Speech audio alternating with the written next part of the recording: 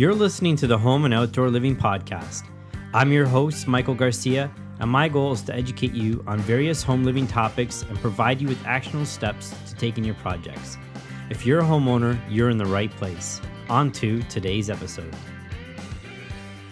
Welcome back, everybody. Today we are here with Mark Lilly, the owner of Lily Pad Ponds, pool maintenance expert, and YouTuber at Lily Pad Pools. Mark, thanks for joining us today. Yeah, it's my pleasure. I'm glad to be here. Awesome.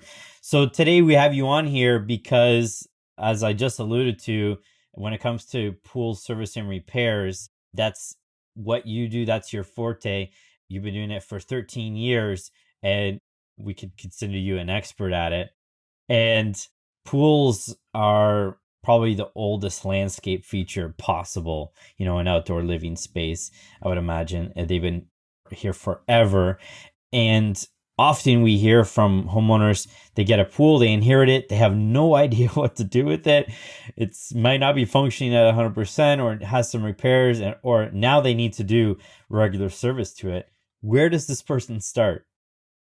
Yeah, their local pool company is going to be the best place to start. That's going to allow them to ask any questions that they have and then find somebody that they like. There's so many pool companies out there. Usually you've got a store. Most retail stores, you can bring in a water sample and they'll test your water for free. And that's how you can figure out the chemistry side of it. And then if you have a professional out, a lot of the professionals will do some kind of a pool school with you and walk you through the basics of here's your pump, here's your filter, here's how you clean some things, here's how you pull the leaves out. They can get you the beginnings of some knowledge on how to do that. So you're saying that basically someone inherits a pool, then to reach out to some expert or something in their space, right? Because they're going to have the resources to kind of give them the 1, 2, 3 kind of steps.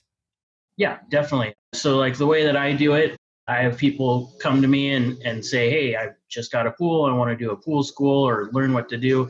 And I'll come out for 2 hours and just go through and fill their brain up so full that they can't hold any more information. And then 2 weeks later, they'll call me back and say, hey, go in more detail in this area because I didn't quite get that or whatever. Right. Okay. And so this pool school, like, what are you covering?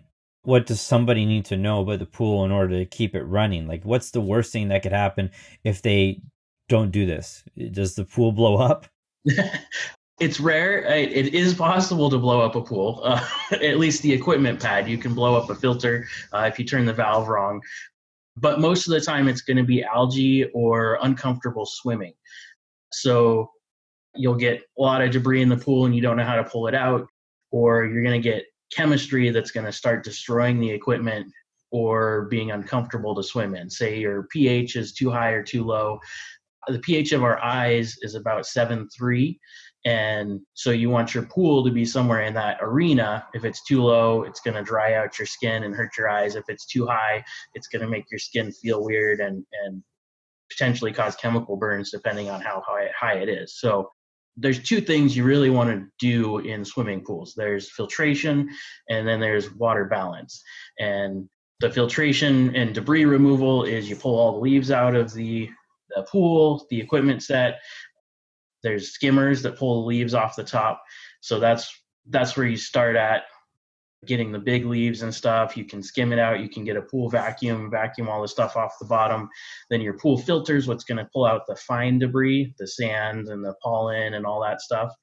And so you'd want to have your filter cleaned. Usually professionals will take care of that for you for, $100, $200.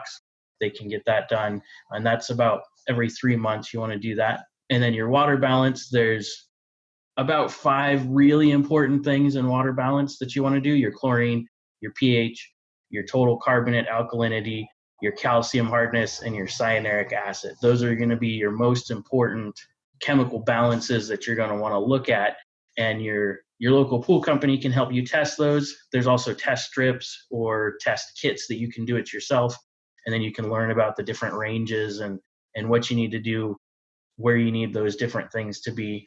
I use something called the Langelier Saturation Index, which basically takes most of those parameters and applies it in such a way that you figure out if your water is corrosive or if it's scaling. and that's going to help protect your pool surfaces and then also make your water comfortable to swim in, save you a little bit of money in the long run on chemicals and things like that, so that you don't have to worry about.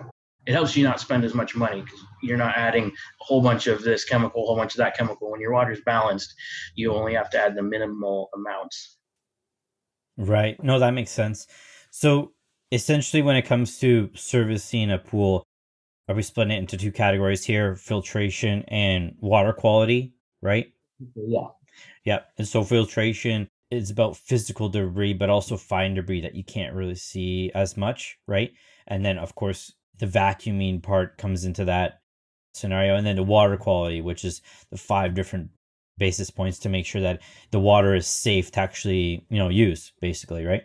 Yeah, and the two most important there, in out of the five, I test up to 17 different things depending on the pool, but the chlorine level or your sanitizer level is going to be your top most important, because that makes sure that your water has no pathogens in it, so nothing that's going to make bathers sick.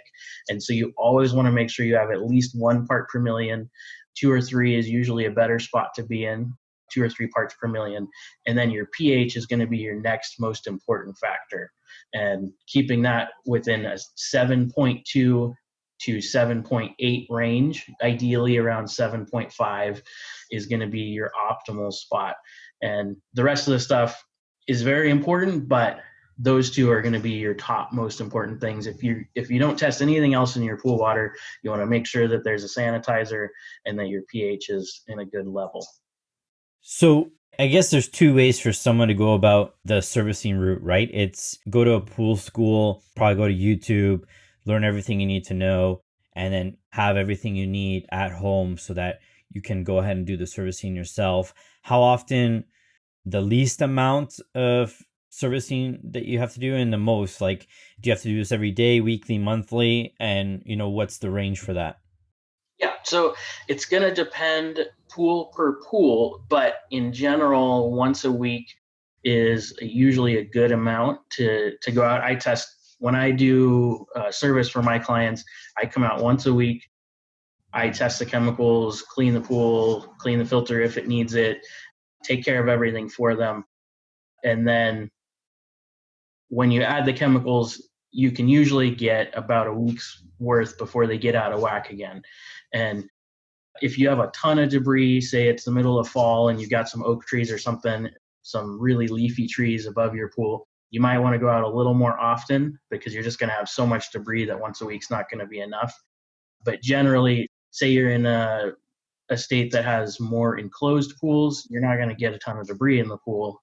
And Mhm. so you're not going to be cleaning it as much. But once a week is really good habit to get into for a backyard residential pool. If you had a commercial pool, or you're trying to, say you run a hotel or something, you definitely want to be out there daily, sometimes several times a day, depending on your jurisdiction and what they're looking for. Now, is once a week the most aggressive? Is that the minimum that you should do it? That should be the minimum that I would recommend. If you go much longer than that, your water balance is going to start to get so out of whack, it's going to take a lot to get it back in check. And most of the time, for typical homeowners, if you're not using the pool a lot, you can go out, you can test the chemistry, and that might be all that you need to do. If you don't have a lot of leaf debris or anything, it might only take you 5 or 10 minutes just to check and just kind of make sure everything's in the right spot. Add a little bit of chlorine or whatever sanitizer you're using, and then you should be okay. In the Okay. summertime, when you've got a lot of people in it, you might want to check it more often, just because people have a lot of stuff on them, different, suntan lotions, things like that. They might be dirty. Some kids, they use the pool as their bathtub. So you can change your chemistry pretty quickly with a bunch of kids in the pool or pets.